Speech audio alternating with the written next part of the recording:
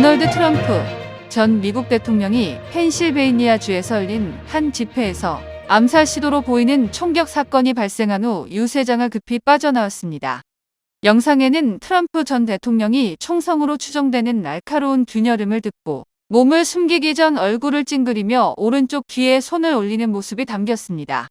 그는 곧 비밀 경호국 요원들에게 둘러싸여 연단에서 내려와 대기 중인 차량으로 향했습니다. 그는 차에 타기 전 주먹을 들어 올렸습니다. 트럼프는 자신의 트루스 소셜 네트워크에 올린 글에서 총알이 오른쪽 귀의 윗부분을 관통했다고 말했습니다. 앞서 그의 대변인은 그의 상태와 관련해 괜찮다며 지역 의료센터에서 치료를 받고 있다고 밝혔습니다. 경호원들이 트럼프를 경호해 데려가는 동안 그의 귀와 얼굴에 피가 묻은 것이 포착됐습니다.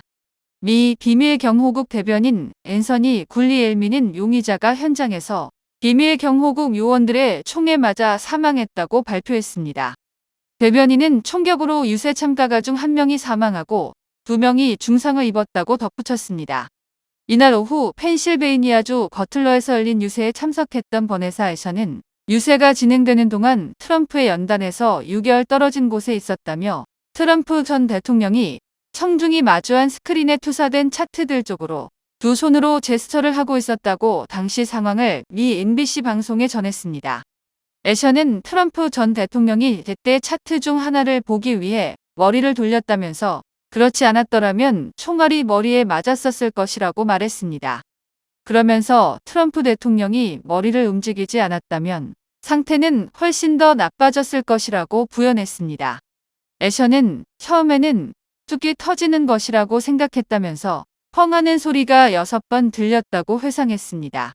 이와 관련 미국 언론들은 최다 8발의 총성이 울렸다고 보도했습니다. 트럼프 전 대통령이 쓰러진 것을 보고 나서야 애셔는 유세 참석자들 모두 다칠 수 있는 상황에 처했음을 깨닫고 몸을 낮췄습니다. 애셔는 함께 유세장에 왔던 남편과 다른 참석자들, 부상자들을 걱정하며 왜 이런 일이 트럼프 유세장에서 발생했는가라고 방문했습니다. 총격 당시 동영상 등에 따르면 총성이 들린 지 약 1분이 지난 시점에 경호 요원들의 부축을 받은 채 일어선 트럼프 전 대통령은 자신을 부축한 경호원들이 내려가려고 하니 기다려라고 한 뒤 지지자들 앞에서 주먹을 치켜들어 보였습니다. FBI는 14일 발표한 성명에서 펜실베이니아주 베델파크에 거주하는 20세 남성 토머스 매튜 크룩스가 7월 13일 펜실베이니아 버틀러에서 발생한 도널드 트럼프 전 대통령에 대한 암살 시도의 용의자라고 밝혔습니다.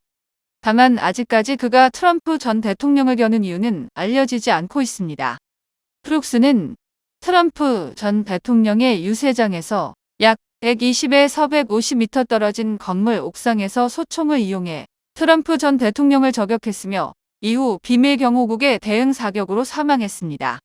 앤서니 굴리엘미 미 비밀 경호국 대변인은 13일 발표한 성명에서 총격 용의자가 유세장 밖 높은 곳에서 연단을 향해 여러 발의 총격을 가했다고 전했습니다. 그러면서 이번 사건으로 관중 1명이 사망하고 2명이 중상을 입었다고 밝혔습니다. FBI 발표 이후 외신들은 크룩스가 펜실베이니아주 유권자 명부에 공화당원으로 등록돼 있다고 보도했다. 지금까지는 용의자가 외국의 극단주의 조직이나 개인 등 테러 범행과 연계됐다는 흔적은 없는 것으로 확인됐다고 당국은 전했다. 이와 관련해 수사기관의 감시 대상 명단에 오른 적도 없는 것으로 나타났습니다. 외신들은 도널드 트럼프 전 미국 대통령의 피격 사건이 대선판을 흔들 잠재력이 있다고 진단했습니다. 트럼프 전 대통령이 현장에서 보인 강인한 면모 덕분에 지지층의 충성도를 높이는 등 복합적인 이점을 누릴 것이라는 관측입니다. 글로벌 매체들은 13일 트럼프 전 대통령이 암살 시도 직후 대중에 내비친 이미지의 폭발력을 일제히 주목했습니다. 트럼프 전 대통령은 총격 후 공포에 빠진 관중의 비명 속에 경호요원들과 함께 자리를 떠나면서 허공에 주먹을 쥐고 들었습니다. 미 CNN 방송은 미국의 극단적 양극화 상태에 비춰 이번 암살 미수 쇼크는 필연적으로 심각한 파문을 불러일으킬 것이라며 트럼프는 이미 지지자들에 의해 정복할 수 없는 영웅으로 간주돼 왔으며 유세장에서 초자연적인 숭배 대상이었다고 전했습니다. 그러면서 적으로부터 지속적으로 공격받는 그의 전사 이미지는 보다 확고해질 것이라며 트럼프 전 대통령은 공격받은 후 군중들을 향해 주먹을 치켜올리며 싸워라, 싸워라를 외치며 저항의 상징적인 순간을 창출했다고 부연했습니다. 이어 이러한 이미지는 역사의 길이 남을 것이며 애틀랜타 감옥에서 찍은 머그샷이나 코로나 감염 후 백악관 복귀 장면 때처럼 트럼프 신화를 풍요롭게 해줄 것이라고 했습니다. 일부 트럼프 측근들과 지지자들은 트럼프 전 대통령을 향한 조 바이든 대통령의 비판 때문에 이번 사태가 불거졌다는 주장까지 내놓았습니다. BBC는 이번 대선 선거운동의 판이 바뀔 것이라며 전선이 심하게 충격적인 사건을 둘러싼 매우 더러운 싸움 쪽으로 가까워지고 있다고 지적했습니다. BBC는 특히 트럼프 대통령이 얼굴에 피를 흘리면서도 청중을 향해 주먹을 들어올리며 퇴장하는 모습이 역사적일 뿐만 아니라 11월 대선의 방향을 바꿀지도 모른다고 짚었습니다. 영국 텔레그래프도 트럼프 전 대통령에 저항하는 순간적 이미지가 대선에 미칠 영향을 거론했습니다. 텔레그래프는 총격 직후 상황을 설명하며 공포의 비명이 열광적인 USA 연호로 재빨리 바뀌었다며 트럼프 전 대통령의 대응에 따른 현장 분위기에 비상한 변화를 소개했습니다.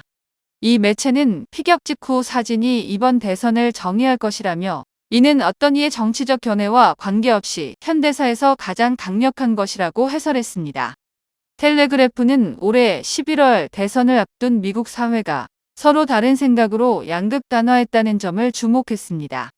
이 매체는 트럼프 전 대통령이 이미 경합주에서 바이든 대통령을 완파하고 있다며 트럼프 전 대통령의 선거운동이 이번에 최악의 환경에서 나온 용기 있는 공개적 행동 때문에 이익을 볼 것이라고 진단했습니다.